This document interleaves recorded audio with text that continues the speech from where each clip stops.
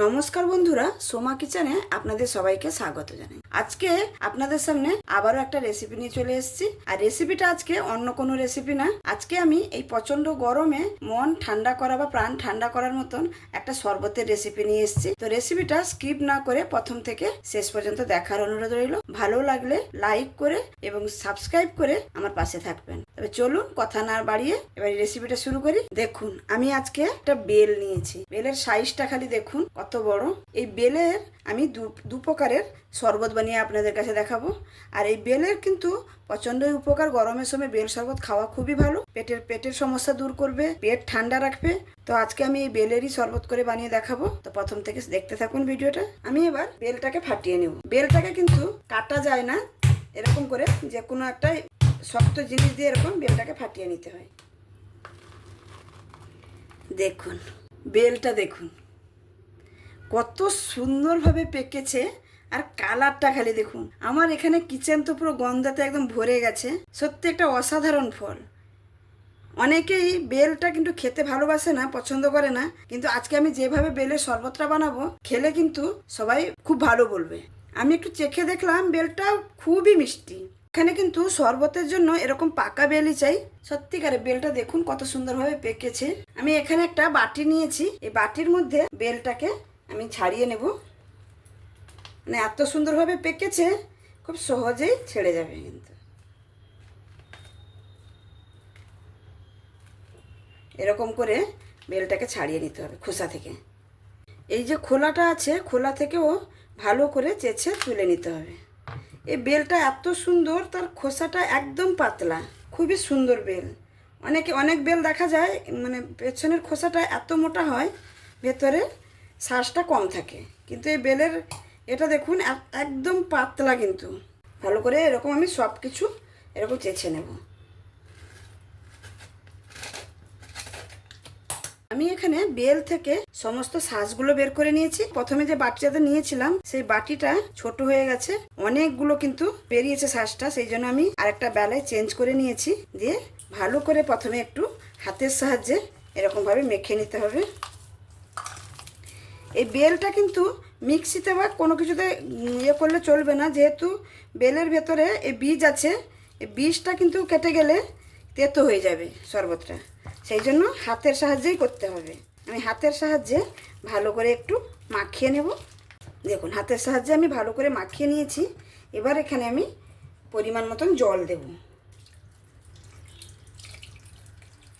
জলটা দিয়েও আবারও আমি মাখতে থাকবো। আবারও মেখে নিয়েছি, আবারও একটু জল দেব। প্রায় এখানে আমি 2 কাপের মতন জল ব্যবহার করলাম। দিয়ে হাতের সাহায্যে এরকম চিপে চিপে আমি বেলের যে পাল্পটা বের করে নেব আর খোসাগুলো আলাদা করে দেব। দেখুন এরকমভাবে এই খোসাটাকে বের করে দেব। এখানে দেখুন আমি আবার একটা বেলা নিয়েছি আর একটা বড় ছাঁকনি এরকম নিয়েছি। দিয়ে এই বেলটাকে আমি এবার ছেঁকে নেব।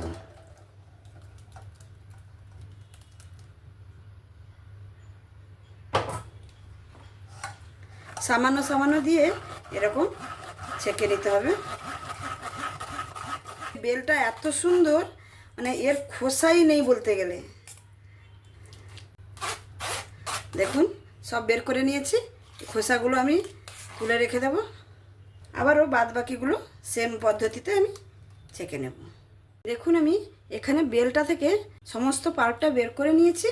দেখুন কত সুন্দর, পুরো এক বেলা একদম ভর্তি করে বেলের পাল্পটা বেরিয়েছে। এই যে বেলের আমি পাল্পটা বের করেছি, এতগুলো কিন্তু আমি বানাবো না, বাড়িতে 3 জনই মাত্র খেতে, সেই জন্য আমি কিছুটা পরিমাণ স্টোর করে রেখে দেব।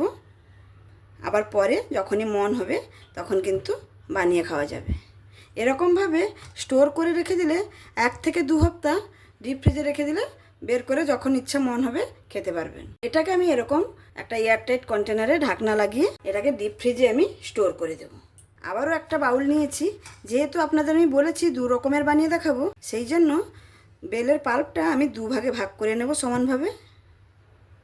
আমরা সচরাচর বাড়িতে যেটা নর্মাল বানিয়ে খাই সেটা আগে বানিয়ে দেখাবো, তারপরে আমি আর একটা অন্যরকম পদ্ধতিতে সেটা বানিয়ে দেখাবো। প্রথমে আমি নর্মাল পদ্ধতিটা বানিয়ে দেখাচ্ছি। এবার আমি এর মধ্যে সামান্য একটু জল মিক্স করব, কারণ বেলের পাল্পটা কিন্তু যথেষ্ট মোটা আছে, সেটাকে একটু হালকা পাতলা করে নিতে হবে। বেশি পাতলা করলেও ভালো লাগবে না, হালকা পাতলা করে নিয়েছি। এবার আমি এর মধ্যে কিছু জিনিস মিক্স করব। এখানে চিনি দিয়ে দেবো। চিনিটা যেটা স্বাদ বুঝে দেবেন, যে যেরকম মিষ্টি খেতে পছন্দ করে। আমার এখানে বেলটা কিন্তু খুবই মিষ্টি, সেই জন্য আমি এই চামচের 1 চামচের মতন চিনিটা ব্যবহার করেছি। দিয়ে ভালো করে চিনিটা গলে যাওয়া পর্যন্ত মিক্স করে নিতে হবে। এতে একটু সামান্য একটু লবণ দেব, যেটা আমরা রোজ ব্যবহার করি যে লবণটা, সেই লবণটা 1 চিমটির মতন ব্যবহার করব। আর দেব কালো নমক, মানে যেটা ব্ল্যাক সল্ট বলা হয়। এই ব্ল্যাক সল্টটা দিলে এই শরবতের স্বাদটা কিন্তু দ্বিগুণ করে দেবে। দিয়ে আবারও মিক্স করে নেব।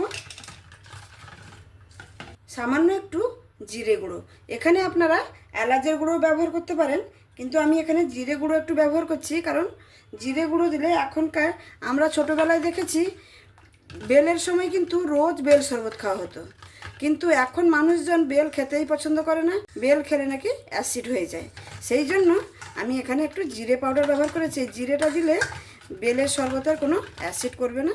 ভালো করে মিক্স করে নিয়েছি। এখানে আমার নর্মালভাবে বেলের শরবতটা বানানো হয়ে গেল। এবার আমি পরিবেশন করে দেখাচ্ছি। আমি দুটো গ্লাস নিয়েছি, গ্লাসের মধ্যে ঢেলে নিচ্ছি।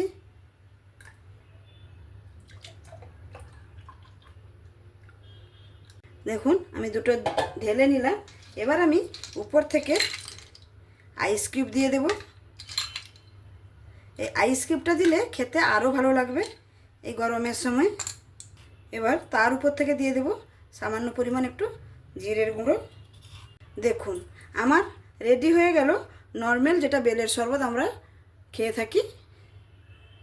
এবার আমি এটাকে সাইডে রেখে আমি আরেকটা যে পদ্ধতিতে বানিয়ে দেখাবো বলছি, সেটা আমি করে দেখাচ্ছি।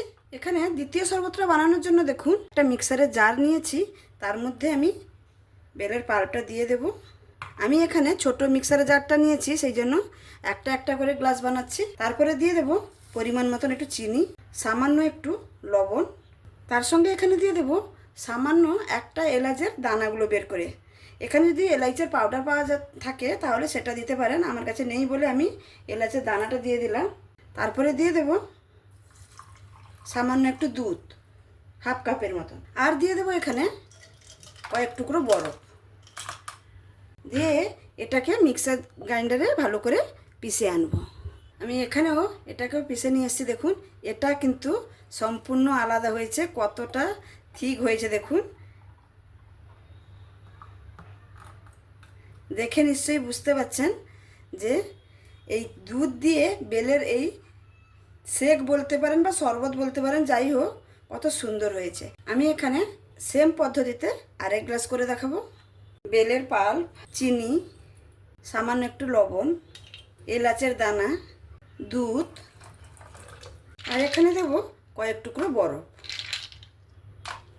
দিয়ে আবারও এটাকে পিষে আনবো। এখানে আমি দুটো গ্লাসই পরিবেশন করে দেখাচ্ছি। দেখুন কত সুন্দর কালার এসছে আর কত সুন্দর থিকনেসটা দেখুন। এবার আমি উপর থেকে 2 টুকরো করে বরফ দিয়ে দেব। আবারও উপর থেকে আমি একটু, এটা যেহেতু আমি দুধ দিয়ে বেলের শেক বানিয়েছি সেই জন্য উপর থেকে একটু বাদাম ছড়িয়ে দিচ্ছি, খেতে আরও ভালো লাগবে। এখানে কাজু, আলমন্ড আর পেস্তা আমি দিয়েছি। দেখতেই পেলেন কত সুন্দর হয়েছে দেখুন। এবার আমি 2 রকমের শরবতটাকে পেস্ট করে দেখাচ্ছি। তাহলে বন্ধুরা দেখতেই পেলেন আমি বেল দিয়ে 2 রকমভাবে শরবত বানিয়ে দেখালাম। কত সুন্দর সহজ পদ্ধতিতে আপনাদের আমি দেখিয়েছি যে বেলের শরবতটা কত সুন্দরভাবে বানানো যায়। এই প্রচণ্ড গরমে এরকম যদি শরবত বানিয়ে নেওয়া যায় বা বেলের শেক বানিয়ে নেওয়া যায় তাহলে তার কোনো কথাই নেই। একবার প্লিজ আমার মতন করে বাড়িতে বানিয়ে দেখবেন, খুবই ভালো লাগবে।